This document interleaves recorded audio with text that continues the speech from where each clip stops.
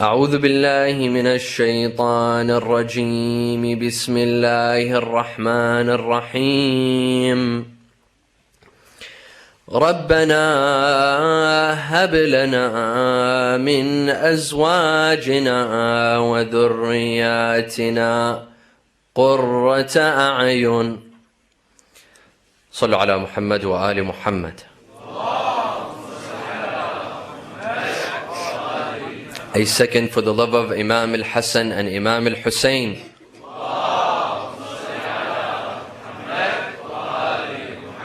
A third for the love of Fatima al-Zahra with your loudest voices.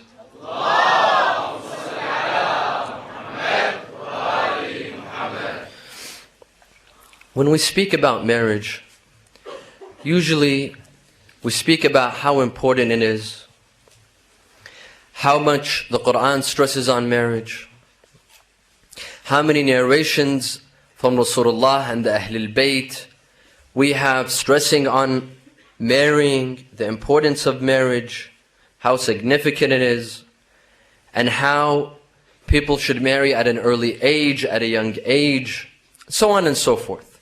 We talk about who to marry, what sort of spouse to choose, and so on and so forth. However, there is one subject regarding marriage that we neglect to talk about. And that has come to my attention from several brothers, mainly brothers and some sisters, as how to get married. They say, Sayyid, you and your colleagues always talk about the importance of marriage, getting married, and that everyone should get married. But how is it that we should get married? This is very important. I was at a youth camp this year in June, and several of the brothers, they said, Sayyid, we do want to get married. Who doesn't want to get married? Most people do want to get married. But the question is, how do we go about getting married? This is a sensitive topic that we can't talk about with our parents. We can't go up to our parents and tell them this. This is very difficult. It's difficult for 80% of the youth to go up to a mother or a father. It's difficult for most brothers. I can imagine how difficult, if not impossible, for a sister to go up to her parents and say, I want to get married. This is almost impossible.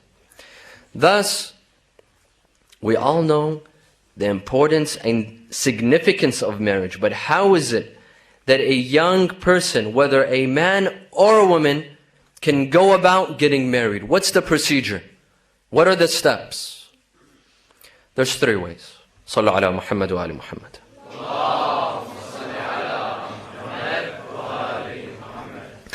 There's the traditional Eastern way of getting married. What I mean by the traditional Eastern way is that in Eastern communities, back in the Middle East, usually there is major segregation between men and women.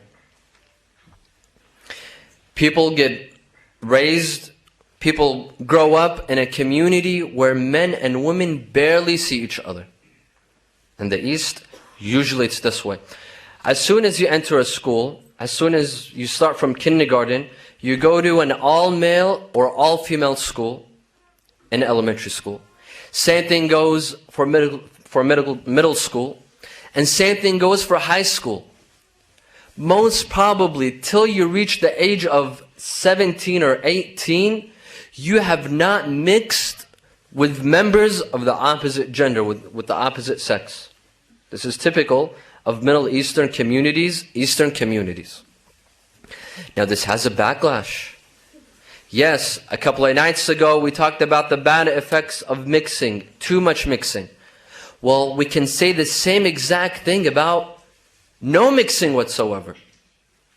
These are two extremes. When you mix too much, it will have bad effects. When you don't mix at all, when you don't see members of the opposite gender whatsoever until you're 18, and then all of a sudden you go to a university when it's mixed, you're going to have a catastrophe. You're going to have a catastrophe. Why? Because this person, whether it's a male or a female, up till the age of 17 has not mixed, does not know how to communicate with members of the opposite gender. Now all of a sudden, they're in an environment when boys and girls, men and women are mixed, they're not going to know how to behave. And you will definitely have a catastrophe. It's like putting someone for 4 days, starving a person for 4 or 5 days, and then putting food in front of them. What's going to happen? They're going to turn into wild animals. When you starve a person for 5 days, on the 6th day he'll go crazy. Especially if you put food in front of them. That's why there are catastrophic results in such environments. And this is an extreme. This is an extreme. Some people think that, yes, it's good to separate the genders completely until they get out of this phase and this age period. Well, there's detrimental results as well. When there's complete segregation, there's going to be a backlash later on. There will definitely be a backlash. Once they mix, they'll go crazy. They're going to want to make up for the 18 years that was lost. Or even worse, there will be other effects that I don't wish to mention on the minbar, but there will be highly detrimental effects to such segregation between the two genders.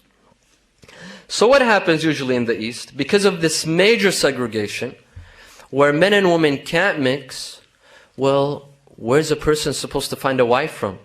Where is a girl supposed to find a husband from? Usually what happens is that the guy is at the mercy of either his mother or his sister or his mother's best friend. One of these three people have to find him a wife. I've been asked, and I hate to do this because it ruins my topic in the middle, but we have to make room for the brothers and sisters standing outside. رحم الله من ذكر القائم من آل محمد. اللهم صل على محمد. Come forward, please come forward. As much as you can so that we don't need to do this again, please. As much as possible. There's room over here, up in front. There's room over there. Pull as much as you can.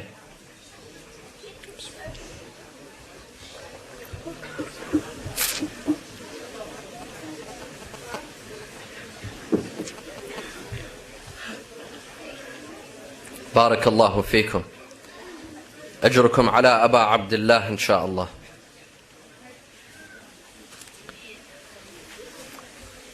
صلوا على محمد وآل محمد. So where is this person supposed to find a spouse? If he doesn't mix, if she doesn't mix, where are they supposed to find a spouse? Usually it's the mothers. The young man wants to get married, and we're on the topic of how to get married, the Eastern approach. He goes to his mother or his sister, and they have to find him a wife. And where are they going to find them a wife? At women's sessions, if there's a Majalis for women, that's where they go and find him a wife. And let's face it, let's be real. When a mother goes and finds a wife for her son, what's her requirements? What's the criteria?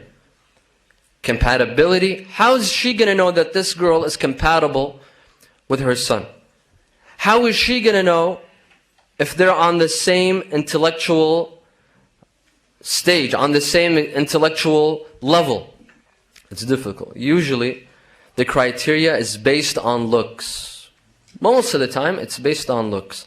2 things she has to have, and 2 things she cannot have. 2 things she has to be tall, and she has to have long hair. 2 things she cannot have a unibrow and a mustache. And that's it. Of course, I do realize that I am exaggerating, but you get my point. And he goes on, and he has to marry her. And what happens usually is that they don't meet most of the time. They don't meet until the night of the wedding. Or if they met a couple of times, 4 or 5 times, and it's under highly supervised situations where he can't even get to know this person. He can't even get to know the girl, and the girl can't even get to know him. And then they marry. This is on the guy's side. As for the girl, usually in Middle Eastern, in the Middle East, the girl doesn't go and propose. The girl doesn't go and search. What the poor girl has to do is sit at home and probably read dua at-tawassul every night for Allah subhanahu wa ta'ala to send her someone appropriate, someone that's compatible with her, until Allah subhanahu wa ta'ala accepts her dua. What's the result? What's the result of such sort of marriage? The result is that the guy and the girl, the husband and the wife, they go into a marriage barely knowing each other. Barely knowing each other. And to them, marriage will be one big surprise. If this lady is going to be compatible, what sort of personality does she have? Are they going to get along? It depends on chance. It depends on luck. Of course, not all the time. It works for many people. It has worked for hundreds of thousands of people in the Middle East. But we don't live in the Middle East. We don't live in the Middle East. We live in a Western society.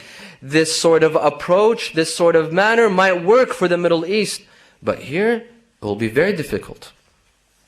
What will happen is that these people have no clue what the other person's all about, what their intellectual capacity is all about, and they're going to have to get to know each other after marriage. And there's no previous attraction either. Barely a previous attraction or feelings.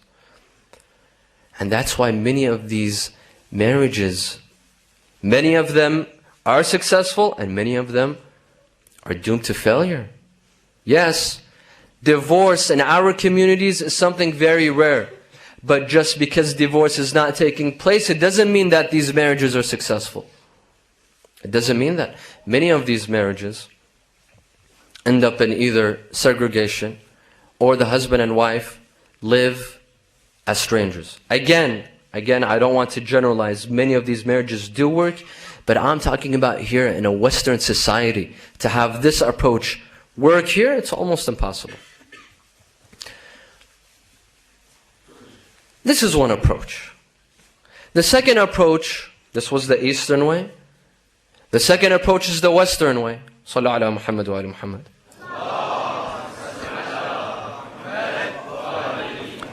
The Western way of getting married is that a person dates anywhere from 15 to 20 people, and they try to sleep with as many people as possible.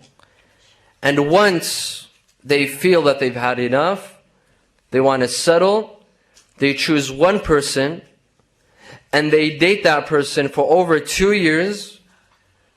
Once they lived with that person, once they moved in together, then they think, hey, marriage sounds good. After what? After a life of disaster, they think about getting married. After they've already lived like a married couple for a while, I mean, if they haven't moved in, they do what married people are already doing. Once all the fun part is completely over, they think about making a commitment. And this has drawbacks as well. And again, there's some exaggeration, but to make a point, this has drawbacks as well.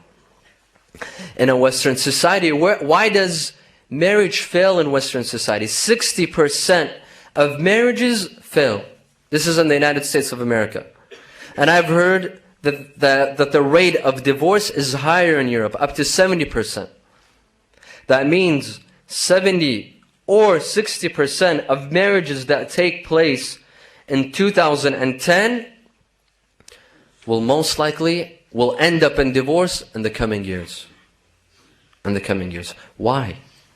When a person has dated so many people and has been so promiscuous, now this person wants to come and make a commitment with one person. Do you know how hard that is?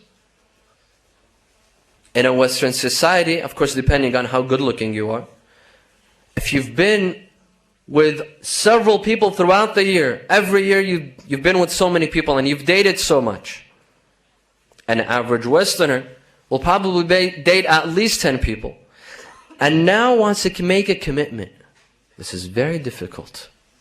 Why? Because they're used to the fact that they've been with many. They have a lot of choices. They've been with different personalities, different people. Now to make a commitment to one person becomes difficult. It becomes very difficult. That's why many of these marriages, within the first 3 years, 60 to 70% of these marriages, within the first 3 years, they end up in divorce. If they follow this approach. And this is another extreme. In the Eastern approach, the couple didn't know anything about each other. In the Western approach, they know too much about each other. They know too much about each other. They've lived, they deal with each other like a married couple. And then when marriage comes, all the negative parts come. All the positive part is over, all the fun part is over. Now comes the hard part, the negative part. Well, of course, it's seen as a negative part. It's not really a negative part. The commitment, the financial burdens, not being able to be with another person. This is the difficult part of marriage. They decide to take that road. These are two extremes. These are two very extreme measures. Islam, brothers and sisters, has a middle road. Islam has a middle road. Islam says don't take the first approach. You don't need to take the first approach. This is one extreme. And you don't need to take the second approach. That's another extreme. Islam is a moderate religion and has a middle road, a moderate approach. Sallu ala Muhammad wa ali Muhammad.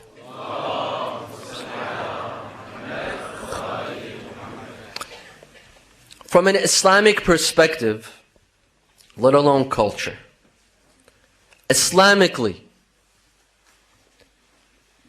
you don't need to marry someone who you have no clue what they're about, have no idea what they're about, and have never seen before. Islam does not tell you this.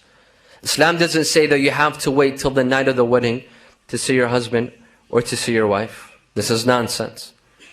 And at the same time, Islam doesn't say go and date this person for 2 years or 3 years and then decide on getting married.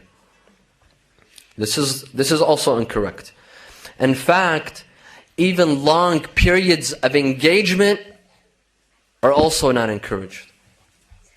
I see some people, they tell me, Sayyid, I got engaged. I congratulate them. I tell them, so when are you getting married? When's the wedding? They say, oh, well, 2015. Why do you have to wait for 5 years or 6 years? Well, we're waiting to finish school and they're in the first year of college. These long periods of engagement, there's no verse against it. There's no hadith against it. But there's experience against it. This is coming from experience from many people as we do counseling. When you wait for 5 years, you don't have to wait. Once you're ready to get married, get engaged and marry. Because that waiting period can be disastrous. Can be disastrous. You might change your mind. You might have second thoughts. You might get yourself into a mess because you lose patience. You can't wait for 5 years. You might get ahead of yourself and get yourself in a mess. Thus, the ideal thing is that once you're ready to get married, get engaged. No more than 1 year or 2 years, ideally. Again, I'm not saying there's a hadith or a verse against this. This comes from experience. This comes from experience. Thus, Islam doesn't say, wait till the night of your wedding. And this is how in a lot of Middle Eastern areas, they wait till the night of their wedding to see the spouse. And that night will either be the luckiest night of their life or the worst night of their life. Nor you date for 2 years or 3 years. Take the middle road. What's the middle road? Sallu ala Muhammad wa ali Muhammad. The approach is as follows. This is the step. The brothers and sisters who wish to get married, these are the steps that they need to follow Islamically. Number 1, choose choose a prospective spouse, someone who you think will be a good wife or a good husband. Now, where to choose from? In the Western approach, usually it's either at school or at work or at a bar. Many people, they've met at a bar, and after a while you'll see them getting married. Is the bar an ideal place to find a spouse? Where's the ideal place to find a spouse? Brothers and sisters, we're not living in Iraq or Iran or Pakistan or anywhere else. We're living in a non-Islamic environment, and Muslims are limited. Thus, we need to see what our options are. These are practical steps. We need to know this. Where is it possible? Where are the ideal places to find a spouse? Number one, if you ask me, I would say at an Islamic center. At your local masjid. At your local Islamic center. At Majalis. Even Majalis of Imam Hossein. Why? Because there's a great chance that those that are attending will be compatible with you. While when you choose someone random off the street, even if he's Muslim, even if he's a follower of the Ahlulbayt, you might not be compatible religiously. Religiously, spiritually, you might not be compatible. But when you choose someone from an Islamic center, from a masjid, from a Majalis, from a youth camp that you've attended, from an Islamic youth camp that you've attended, these are the ideal places. Because most likely the people that are attending, not all, but most likely they are religious people. Most likely they will be pious people. Of course, there's nothing wrong with meeting people at school or at a university, as long as they have the criteria, as long as they are Muslim, as long as they are pious. And by the way, they don't even need to be followers of the same school of thought.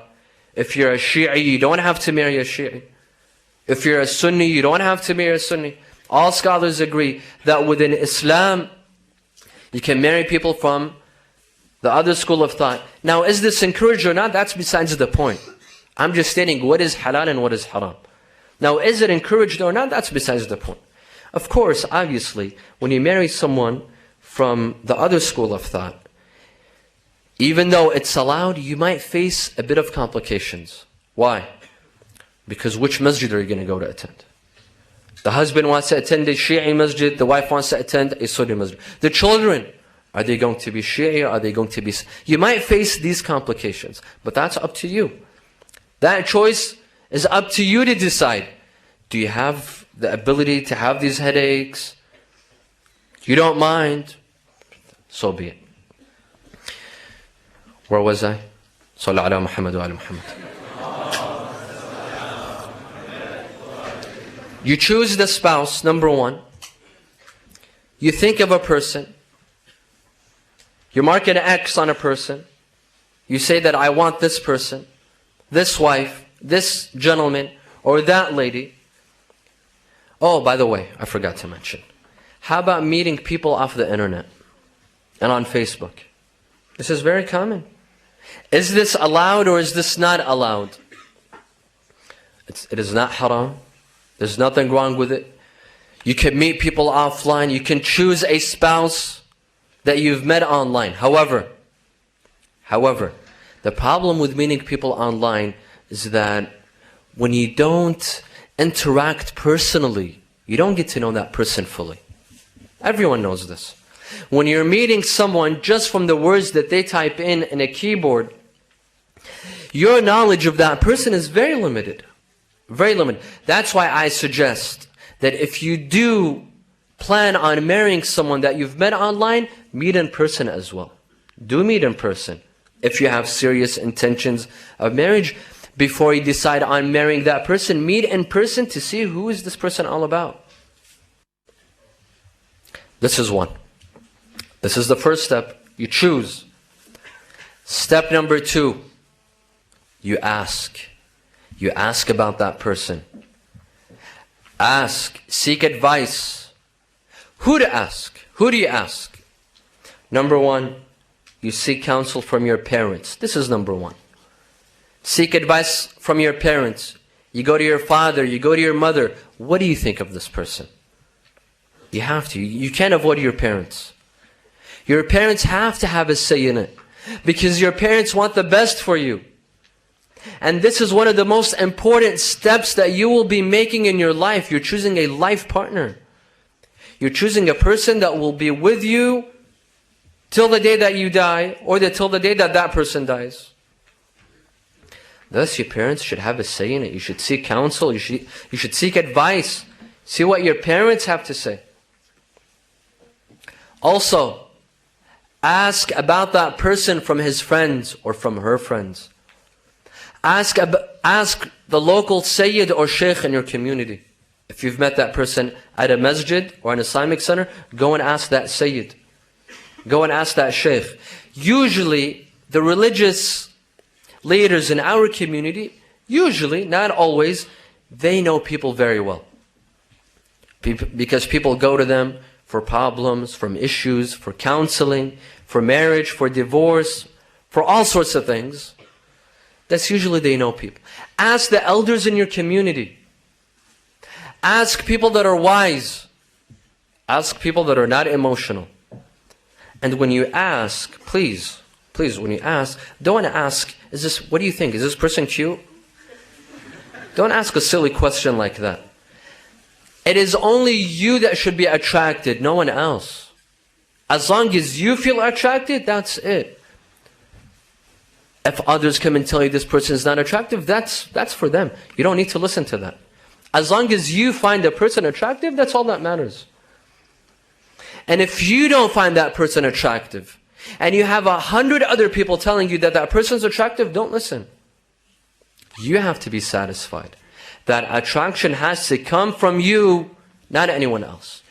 What should you ask? Number one, ask about faith. Ask about that person's faith. How religious is she? How religious is he? Ask. 2, that person's manners. Sometimes that person's faith is not enough. His akhlaq,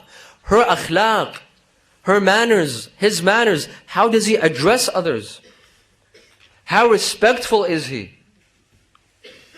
How respected is he in his community or her community? This is important. Number 3, ask about that person's history. This is also important. Ask about that person's history. Where did this person come from? What has she done in the past? What has he done in the past? History matters. Some people are not comfortable about going into marriage and not knowing about that person's history. However, let me say this. Ask about a person's history before you marry them. Before you marry them, you have the right to do a background check. When you do a background check, I don't mean go to the Interpol and ask about that person. Ask from the elders of the community, that's enough. Do a background check. Ask about that person's history before marriage. But once you get married, no more questions. Once you're in the marriage, don't ask about the other person's history. Why? Because it's too late. You're going to ask about that person's history once you're married? Do it before marriage. Once you're already in the marriage, who cares about that person's history? Whether it's positive or negative. If it's positive, well, you already married this person. If it's negative, it's only going to ruin your marriage.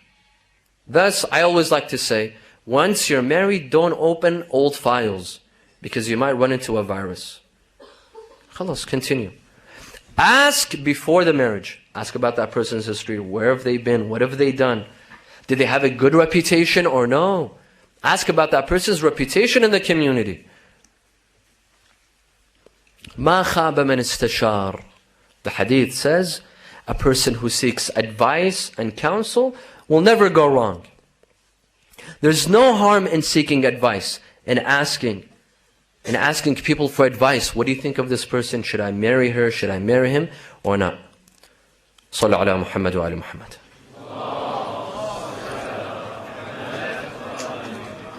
Number 3, once you've chosen the person, and once you've asked about that person and have come to a positive conclusion, number 3, approach the parents. You approach the parents. This is the moral way. This is the ethical way. And this is the cultural way as well. Of course, we have to say this, that if you're marrying a lady, you have to have her father's approval and permission.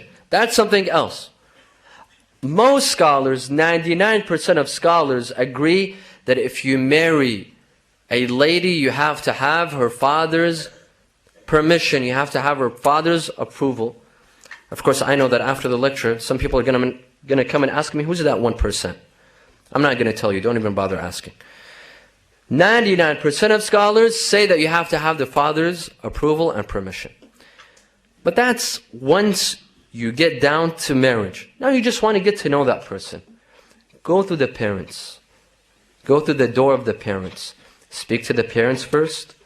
Let them know that you have intentions of getting married with the condition of getting to know that person. You don't want to jump into that marriage immediately. You have intentions of marrying their son or daughter with the condition of getting to know them.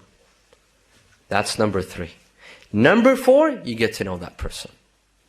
And this is extremely important. This is the most important step out of all. You get to know this person. You sit down in a safe environment, in an innocent environment, and you get to know this person, the girl, the guy, in an innocent manner. You get to want to discover that person's faith and manners. This should be your goal. Nothing more than that. Faith and manners. But in this step, and this step could be very tricky. Why? Because some people want to impress. A person wants to get married, so he decides on impressing the other side. And he will seem like a person who he really is not. Or the girl will seem like a person who she really is not. I've seen in many marriages, just a couple of weeks ago, a lady came to me and she was crying.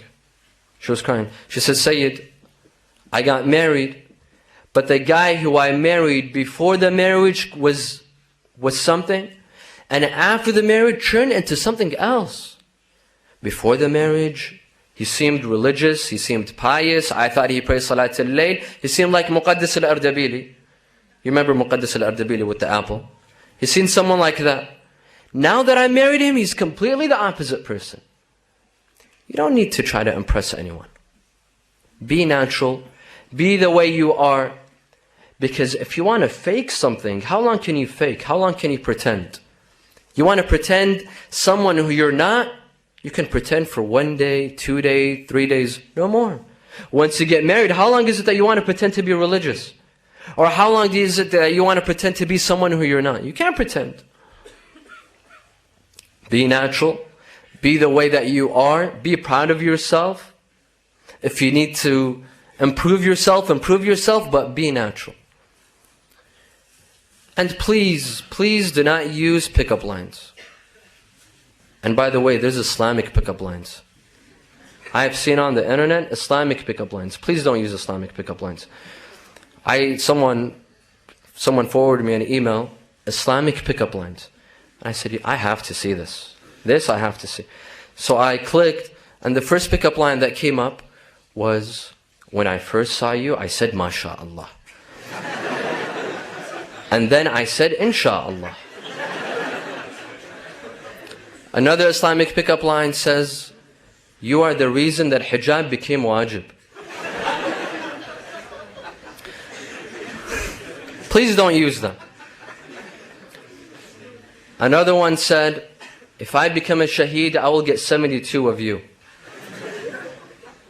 Another one said, would you like to wake me up for Fajr prayer? And so on and so forth. Please don't use these pickup lines. Be natural. Be the way you are, and you'll do just fine. Salli ala Muhammad wa ala Muhammad.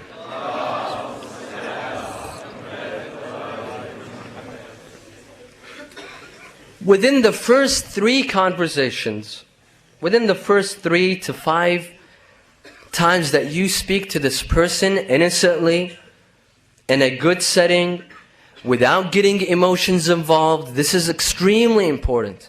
that before you've made a decision, don't get your emotions involved. Remain logical, remain rational, think of the future, don't get emotions involved, and try to discover who this person is. Will this person make a good wife? Will this person make a good husband or not? That should be your goal. Sallu ala Muhammad wa ali Muhammad.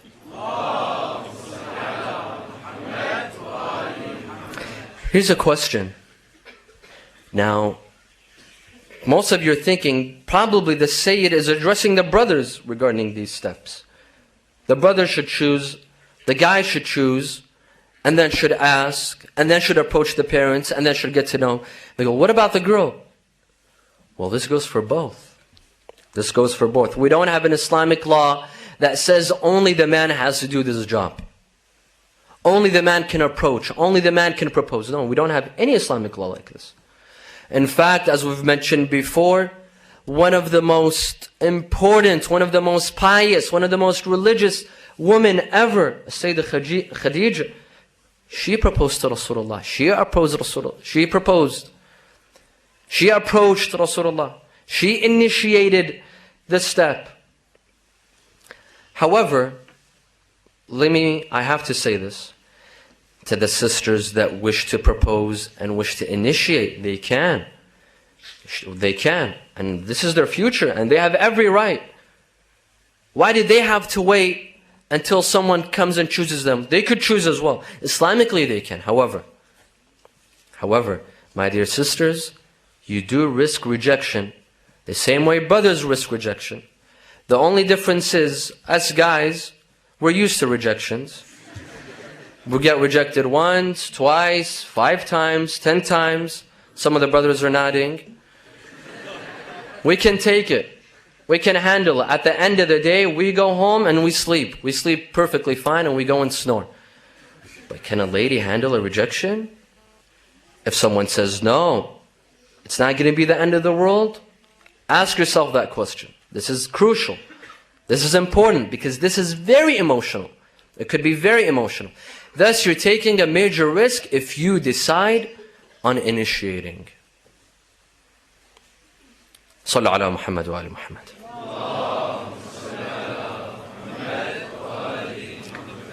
These are the steps, brothers and sisters, that we can take to get married. However, now for those of you that wish to get married and have marriage in mind, you need to know some of the following. This is extremely important. Because you are going into something that you have limited knowledge of. Very limited knowledge of. Thus, you need to know several things about marriage. Number one, and you have to keep this in mind. You have to keep this in mind when you decide on getting married. From now, marriage is about sacrifice.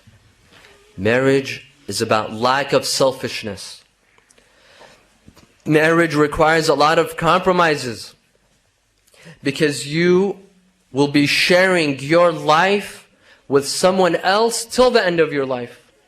That person will be your life partner. That person will be sharing your house, your time, your money. Most important, your life. Your life is going to be shared.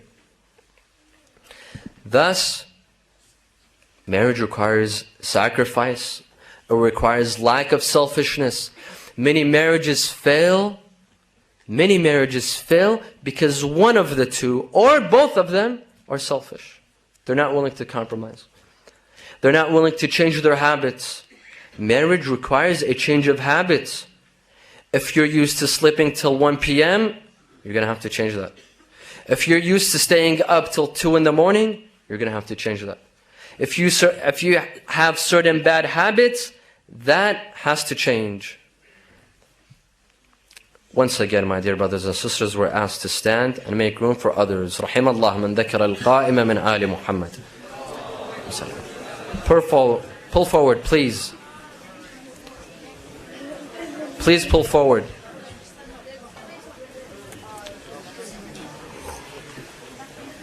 Pull forward as much as possible. I know it's difficult. I know the hall is not too big.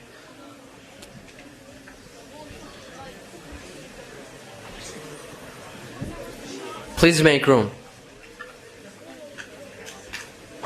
أجركم على أبا عبد الله إن شاء الله. صلوا على محمد وآل محمد.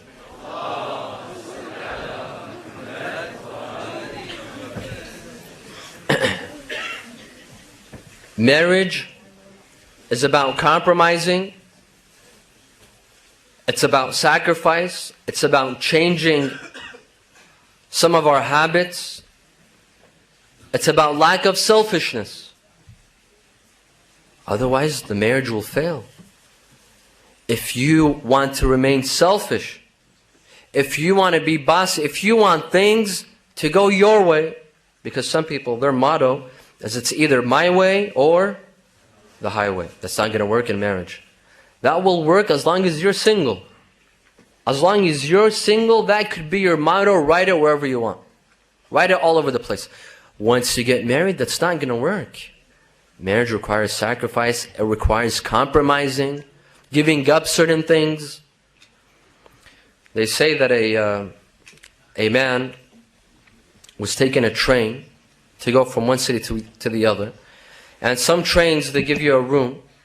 So they put him in a room with another lady. Just another lady. And that room in the train had bunk beds. The lady slept on the first one on the ground, and the man went up. At night, it got extremely cold.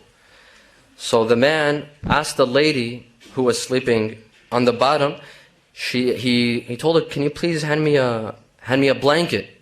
It's getting extremely cold and I want a blanket." She said, "Sir, I have a better idea. Let's pretend we're married." So he said, "Really?" He got really excited. "Really?" She said, "Yeah, get your own damn blanket."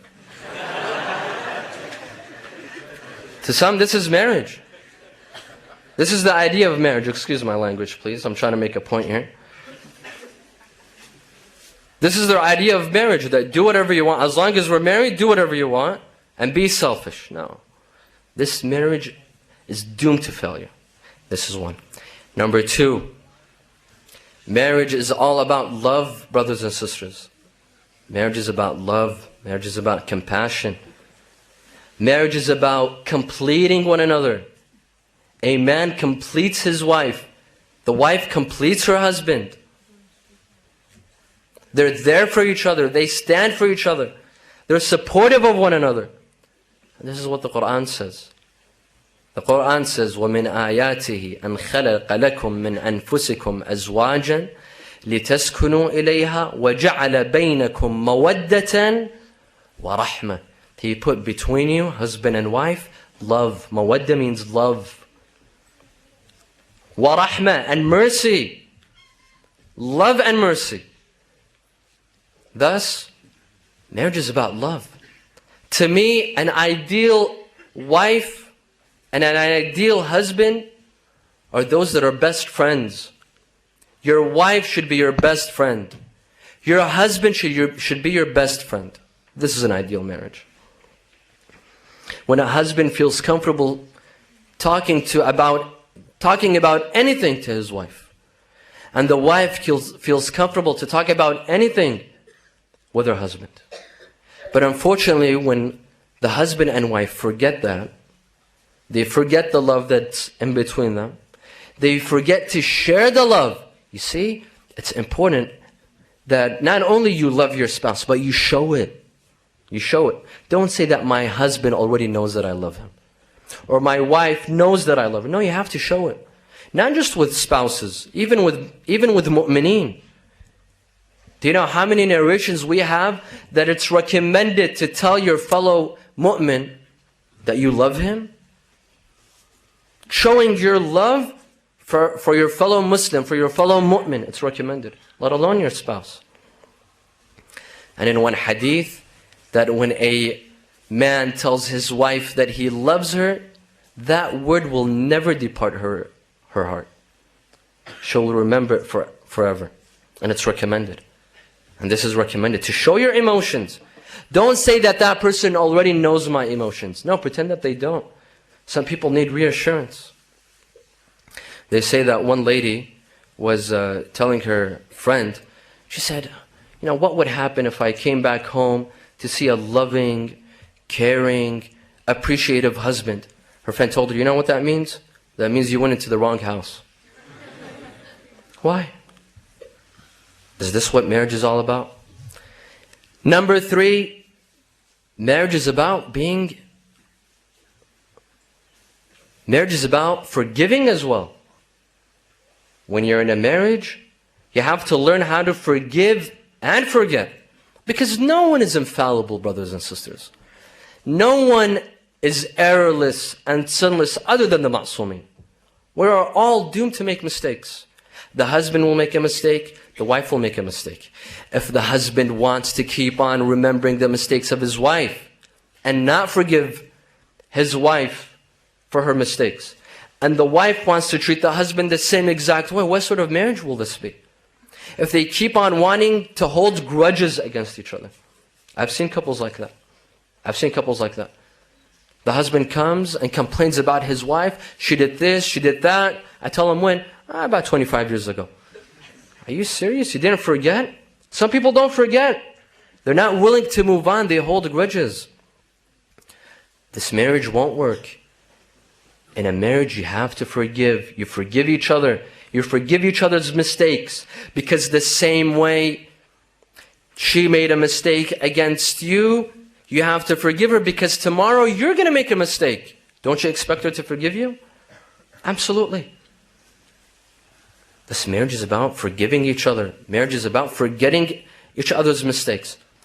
That's why they say that what's the best way to remember your wife's birthday? You know what's the best way to remember your wife's birthday? Forget it once. Just forget it once and you will be sure to remember it all the time. Why? Because she's going to drive you crazy. She's going to make sure that you never forget it. And it's a simple birthday. Some people get carried away for simple mistakes. For a simple mistake, forgetting the anniversary or forgetting a birthday. Well, some might be saying, Sayyid, you think this is a simple mistake. It's not a simple mistake. Depends on who you ask, but it is. Keep in mind, brothers and sisters, for those of you that are young, you have your whole life ahead of you. You will start a new life with your spouse, with your husband, with your wife. Keep these things in mind so that this marriage becomes a successful marriage.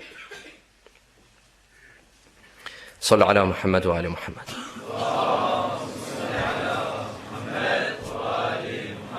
Tonight is the eve of the 8th. It is a night dedicated to an eligible bachelor. Of course, Al-Qasim was very young. You might think at such a young age, how could be an eligible bachelor? Well, right now at that age here in the UK, that age would not be appropriate for marriage. But back then, no, that was the perfect age. Al-Qasim was 14 years old. Back then, that was a perfect age. Al-Qasim was an eligible bachelor. That's why in his Majalis, in a night in which we remember Al-Qasim, we turn on candles, we pass out candy, remembering having a small ceremony as if it was the wedding of Al-Qasim. Al-Qasim was 14 years old. But this 14-year-old teenager was like a man, had the ambitions of a man. He had the concerns of an adult. On the night of Ashura, and you've all have heard this, on the night of Ashura, Imam Hossein tells all of his companions that they will be martyred. On the following day, on the day of Ashura, Al-Qasim comes to him and he says, my uncle, my dear uncle, am I also among the dead? Am I also among the martyrs? Al-Imam, tears come to his eyes. He says, Bunay, wa kayfa al-mawt andak? What do you think of death? How do you perceive death? He said, Wallahi ya am fi nusratika ahla min al-asal. If death means supporting you, it's sweeter than honey. This is his ambition. Ambition is the support of Islam. Supporting his faith, supporting his religion. Which 14-year-old is thinking about his faith? Shouldn't we take Al-Qasim as a role model? and worrying about our faith and worrying about practicing our faith and having such a concern, being concerned about our faith. Now, leave the 14-year-olds. We tell 24-year-olds, 34-year-olds, come and worry about your faith, about your religion. Write articles about Islam, write articles defending Islam, but no one cares. This 14-year-old had the ambition and had the concerns of an adult. On the day of Ashura, when Al-Qasim entered the battlefield, they say that his goal, those historians, they say that the goal of Al-Qasim was to go to the standard bearer of the enemy, of the army of Ibn Ziyad. Someone similar to Abu al-Fadl Abbas was the standard bearer on the side of Imam Hussein. On the army of Ibn Ziyad, there was also someone holding a flag. They say that Al-Qasim, his goal was to attack that person, was to drop the flag of Ibn Ziyad. Very ambitious. Who would have such courage, such bravery, such high ambitions? Where's our youth to learn from Al-Qasim? To have ambitions like Al-Qasim, to have concerns like Al-Qasim. Be ambitious. Worry about your faith, about your religion. Care for it as if it's your own. Al-Qasim comes to his uncle Imam Hussein seeking for permission to enter the battlefield. He kept on hearing the Imam say, ألا هل من ناصر ينصرنا ألا هل من ذاب يذب عنا. Al-Qasim comes to his uncle seeking permission to enter the battlefield. The Imam refuses. The Imam refuses. Why? Because Imam al-Hassan, before his death, he had requested from Imam al-Hussein to take care of his son. Al-Qasim was an orphan. When Imam al-Hassan passed away, when he was martyred, when he was poisoned, Al-Qasim was only 4 years old. Imam al-Hassan had requested from Imam al-Hussein to take care of Al-Qasim and to look after him. Now how can the Imam give him permission to enter the battlefield? This was too much for the Imam. He couldn't give his nephew the permission to enter the battlefield. The Imam refuses. Al-Qasim goes away crying, goes away with tears. How can all the youth, how can all the young men enter the battlefield and give their life for Islam, and he has to remain in the camp? Then he remembered that he had a note, a letter from his father. He took out the letter. He saw that it's addressed to Imam al-Hussein. He comes, he brings the note to Imam al-Hussein. Imam al-Hussein reads the note. He says to my brother, Aba Abdullah, you will be reading this note on a day in which you have no supporters, in which you are running out of supporters. My son Al-Qasim will be one of your soldiers. Let him be one of your soldiers. If he comes to you seeking permission to fight, give him that permission. Give him that honor to enter and fight and be one of your soldiers. Imam Hussein embraces Al-Qasim. He embraces Al-Qasim. They weep, they cry. And then the Imam goes and takes the turban. He brings the turban of Imam al-Hassan alayhi salam. He puts it on the head of Al-Qasim. He tells him, but before you enter the battlefield, go and say your farewell to your mother Ramla, the wife of Imam al-Hassan. Al-Qasim enters the camp of his mother Ramla. Imagine a mother who raised her son for 14 years. Now the son is coming to seek permission to die, to seek permission to enter the battlefield and come back no longer. What would happen to a heart of such a mother? Imagine you worked so hard, you had so many sleepless nights to raise this son, and now the son is coming to say to you goodbye. I will no longer see you. I will no longer come back to you. This mother, Al-Ramla, tells Qasim, my dear Qasim, this is it. This is the last farewell between us. You're going and you're never coming back. Is this reality? What happened to the sleepless nights that I had, my Qasim? I slept little because of you, Al-Qasim. I made sure when you were young not to get hurt, not to get harmed. I waited so long to see you reach this stage, reach this age. I wanted to see you get married, Al-Qasim. You are in an age I wish to see you get married, but now you want to enter the battlefield? Al-Qasim said, yes, my dear mother. Yes, I'm about to enter the battlefield. I will join my comrades, but I have one request, my mother. I have one request. If you see a young man getting married, remember me, my mother. If you see a youth, if you see a wedding for a young man, remember your son who never had a wedding. أوصيك قالها وصية تسمعين لفظ جوابي شبان لا شفتيهم بلد ذكر شبابي محروم من شم الهوايا من دون كل أصحابي عطشان أنا يا والدة وقت الشرب ذكريني. Al-Qasim enters the battlefield. He heads towards the standard bearer from the army of Ibn Ziyad. He begins to fight. He injures some and he kills others. As Al-Qasim was fighting, Habib ibn Muslim, who was from the army of Umar ibn Sa'd, he says, I saw a young man looking like the moon. Al-Qasim was as beautiful as the moon. He said, I saw this beautiful young man entering the battlefield.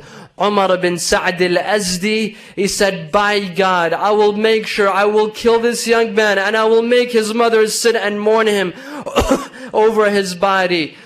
Hamid ibn Muslim says, Wayhak, woe unto you. If this young man hit me, I would not return the hit. He said, by God, I will make sure that I hit him and I will go and I will kill him. Umar ibn Sa'd al-Azdi, this is another Umar ibn Sa'd, approaches Al-Qasim. Al-Qasim's sandal broke. The lace of the sandal broke. He bent to fix the lace of his sandals.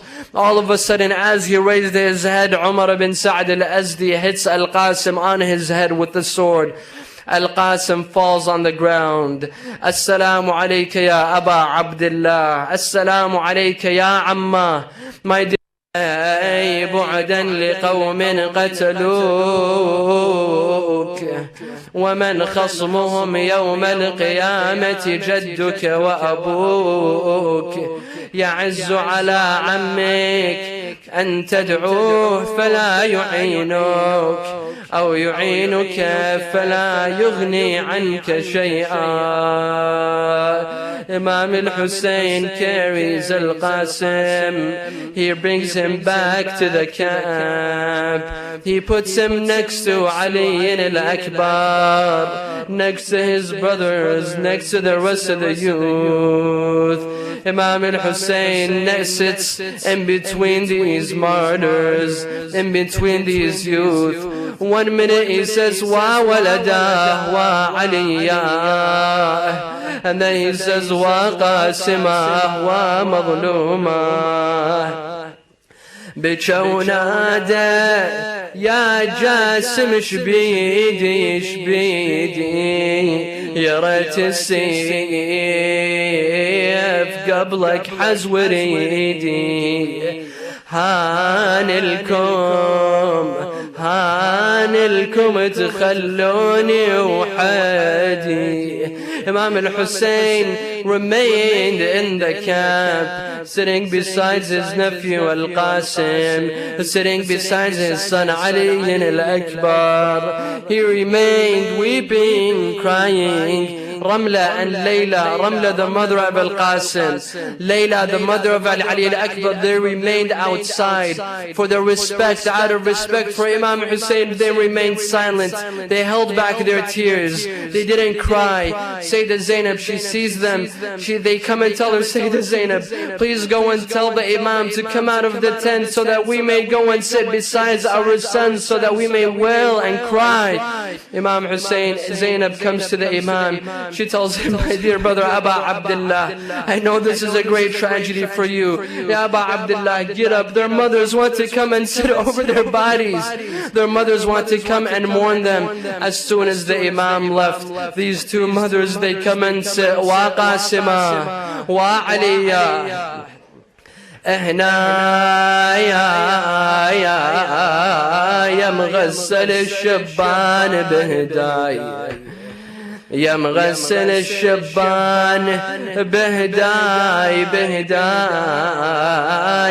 بهدية من تنصب عليهم الماي ملا عمار. Please stand. These are the candles. This is the sweets for the wedding of Al-Qasim. As we remember Al-Qasim, please stand for the love of Al-Qasim. This is the Majlis of Al-Qasim. Please stand and prepare yourselves for the Latmiyah. Sallu ala Muhammad wa ali Muhammad.